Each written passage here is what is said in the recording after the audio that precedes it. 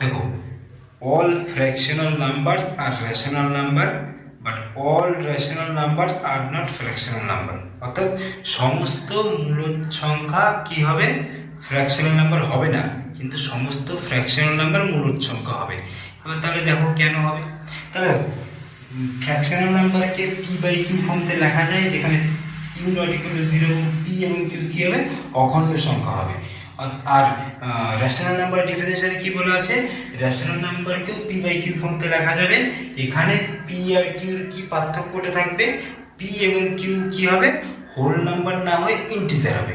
অর্থাৎ ইন্টিজার কোনগুলো 0 plus minus 1 plus minus 2 plus minus 3 এভাবে অসীম পর্যন্ত চলতে থাকে। আর হোল নাম্বার কোনগুলো, অখণ্ড সংখ্যা কোনগুলো, 0 1 2 3 এভাবে কন্টিনিউ অসীম পর্যন্ত চলতে থাকে।